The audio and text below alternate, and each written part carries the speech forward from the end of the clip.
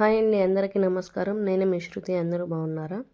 అలాగే first time ఎవరైనా నా వీడియోని చూసినట్లయితే లైక్ అండ్ సబ్స్క్రైబ్ చేసుకోండి. నేను ఈరోజైతే గోంగూర పచ్చడి చేశానండి. గోంగూర పచ్చడికి కావాల్సిన ఇంగ్రీడియంట్స్ కూడా నేను ఒకసారి చెప్తున్నాను.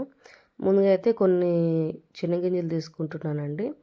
దాంట్లో ఎండుమిరపకాయలు కొన్ని, ఒక కట్ట గోంగూర, 2 టమాటాలు, కొద్దిగా నూనె తీసుకుంటున్నానండి. ముందుగా అయితే పెనం పెట్టుకొని పెనం వేడి చేసుకున్న తర్వాత కొద్దిగా నూనె అయితే పోసుకుంటున్నానండి. నూనె వేడెక్కాక అందులోకి అయితే ఎండుమిరపకాయలు అయితే వేసుకుంటున్నాను.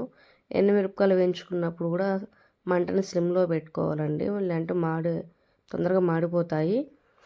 అలాగే ఎండుమిరపకాయలు కూడా వేగిపోయానండి. ఎండుమిరపకాయలు వేగిపోయిన తర్వాత దాంట్లోకి అయితే నేను కొన్ని శనగగింజలు అయితే వేయించుకుంటున్నాను. ఖచ్చితంగా శనగగింజలు వేయించుకున్నప్పుడు మాత్రం స్లిమ్లోనే ఉండాలండి. ఎందుకంటే శనగగింజలు లోపల వరకు బాగా వేగుతాయి. పచ్చడి టేస్ట్ అంతా కూడా శనగగింజల్లోనే ఉంటుంది. మనం వేయించుకునే పద్ధతిలోనే మన పచ్చడి అనేది టేస్ట్ ఉంటుందండి. నేనైతే వాటిని సిమ్లోనే పెట్టి వేయించుకుంటున్నాను. శనగగింజలు కూడా బాగా ఎర్రగా వేగిపోయాయండి. వేగిపోతున్నాయి చూడండి. నేనైతే తీసి సపరేట్గా అయితే ప్లేట్లోకి అయితే పెట్టేసుకుంటున్నాను. మరి ఆ పెనంలోనే నేనైతే ముందుగా కడుక్కున్న గోంగూరను కూడా వేసుకోవాలండి. గోంగూరని అయితే నేను 2-3 సార్లు అయితే కడిగాను, మట్టి ఎక్కువ ఉంటుందని. మళ్ళీ వాటర్లో అయితే పెట్టానండి. నేను తీసుకున్నప్పుడు గోంగూరలో ఎక్కువ మట్టి ఉంది, అందువల్ల 2-3 సార్లు కడగాల్సి వచ్చింది. చూడండి, ఇప్పుడైతే కడుక్కున్న గోంగూరని అయితే నేనైతే పెనంలో అయితే వేసుకుంటున్నాను. నూనెలో వేయించుకుంటున్నాం కాబట్టి గోంగూర అయితే తొందరగా వేగిపోతుందండి. ఉడకబెట్టుకుంటే మాత్రం కొంచెం లేట్ ప్రాసెస్ అవుతుంది. నేను ఈరోజైతే రైస్ చేస్తున్నాను కాబట్టి ఇట్లా పచ్చడి చేస్తున్నాను. ఈ పచ్చడి వచ్చేసి రైస్కే బాగుంటుందండి, ఇంకా దేంట్లోకి అయితే బాగుండదు. వేడివేడి అన్నంలోకి కొద్దిగా నెయ్యి వేసుకొని ఈ పచ్చడి వేసుకొని తింటే మాత్రం చాలా అంటే చాలా బాగుంటుంది. నేను ముద్దకైతే వేరే విధంగా చేస్తానండి. ఇప్పుడు చూడండి, గోంగూరలోకి అయితే కొద్దిగా కొత్తిమీరని అయితే కడిగి వేసుకున్నాను. కలిగి వేసుకుని బాగా కలుపుకున్న తర్వాత ముందుగా కట్ చేసుకున్న టమాటాలను అయితే 2 వేసుకున్నానండి. స్లిమ్లోనే వేయిస్తున్నానండి, ఎందుకంటే గోంగూర స్లిమ్లో తొందరగా ఉడుకుతుంది. దాంట్లోకి కొద్దిగా జీలకర్ర వేసాను, కొద్దిగా ఉప్పు అయితే వేస్తున్నానండి, చిటికెడు పసుపు వేసాను. గోంగూర పుల్లగా ఉంటుంది కాబట్టి నేనైతే దీంట్లోకి చింతపండు వేయలేదండి. పసుపు వేసి అయితే నేను కలబెడుతున్నాను. చూడండి, టమాటాలు బాగా మగ్గుతున్నాయి స్లిమ్లో పెట్టడం వల్ల. టమాటాలు బాగా మగ్గితేనే బాగుంటుందండి. ఫైనల్గా అయితే బాగా వేగిపోయింది చూడండి, గోంగూర పచ్చడి పేస్ట్ లాగా అయిపోయింది. దీన్ని ఇలాగే కూడా కొద్దిగా ఉప్పు కారం వేసుకొని అలాగే తినేయచ్చండి. నేను ఈరోజు పచ్చడి చేస్తున్నాను కాబట్టి పచ్చడి అయితే ఎలా చేస్తానో చూపిస్తున్నాను. ముందుగా రోల్ తీసుకున్నానండి.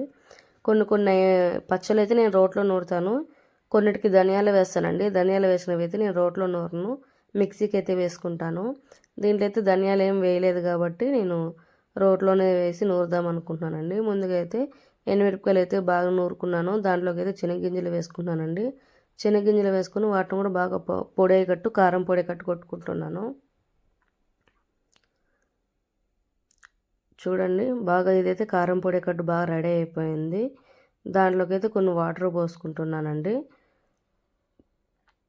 ఈ పచ్చళ్ళ టేస్ట్ అంతా కూడా రోట్లో నూరితే వచ్చేంత టేస్ట్ ఇంక దేంట్లోనూ రాదండి. ఇప్పుడు ఈ మధ్యలో కొంచెము బాబు పుట్టాక నేనైతే రోటి పచ్చళ్ళు తగ్గించేసాను, ఎక్కువైతే చేయలేదు. బాబు పుట్టకముందు ఎక్కువ రోటి పచ్చళ్ళే చేసేదాన్నండి. ఇంకా బాబు ఎక్కడ చేయబెట్టేస్తాడు, వస్తాడేమో, వాడి మీదకి ఏమైనా ఎగురుతుందేమో అని భయంతో నేను చాలా రోజుల తర్వాత అయితే పచ్చడి చేస్తున్నాను. మా ఆయన కూడా అడిగాడు, ఎందుకు ఈ మధ్య రోట్లో పచ్చళ్ళు చేయడం లేదు అని. ఇంకా అందుకని ఆయన కోసం కూడా అయితే చేద్దాము అనుకొని చేశానండి.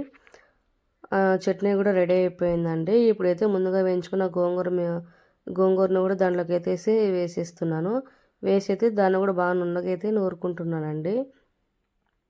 తొందరగానే మెదిగిపోతుందండి, ఎందుకంటే నూనెలో వేయించాం కాబట్టి తొందరగా మెదిగిపోతుంది. లేట్ అయితే ఏం కాదండి పచ్చడికి. తొందరగా అయితే నాకైతే మెదిగిపోయింది.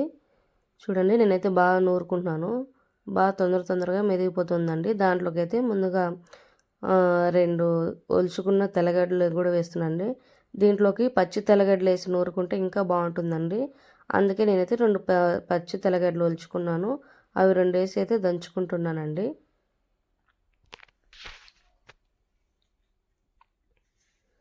అవి కూడా అయితే బాగా రుబ్బుకుంటున్నాను, మెదిగిపోయినాయండి. చూడండి ఎంత బాగా ఎట్లా దంచుతున్నానో. దాంట్లోకి అయితే ఎర్రగడ్డ ఒకటి వేసానండి, కచ్చా పచ్చాగా అయితే ఎర్రగడ్డనైతే దంచుకుంటూ ఉన్నాను. ఫైనల్గా అయితే చట్నీ రెడీ అయిపోయిందండి. మొత్తం అయితే నేను చేత్తోనే తీసేసుకుంటున్నాను. మొత్తం తీసి ఒక గిన్నెలోకి అయితే పెట్టుకుంటున్నాను. చాలా నున్నగా అయ్యిందండి. బాగా మెదిగిపోయింది చట్నీ కూడా. నేను గిన్నెలోకి అయితే తీసుకుంటున్నాను.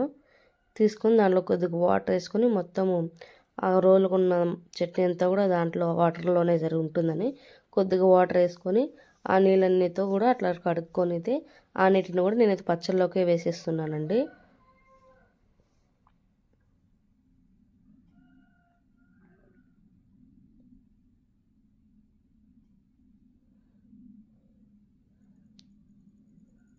ఫైనల్గా అయితే మా చట్నీ రెడీ అయిపోయింది. రాత్రి డిన్నర్కి వేడివేడి అన్నం, గోంగూర రోటీ పచ్చడి వేసుకొని నైట్ అయితే మేము భోజనం చేసేసామండి. ఈ వీడియో కనుక మీకు నచ్చినట్లయితే లైక్ అండ్ సబ్స్క్రైబ్ చేసుకోండి. ఫైనల్గా నేనైతే టేస్ట్ చేసేస్తున్నాను.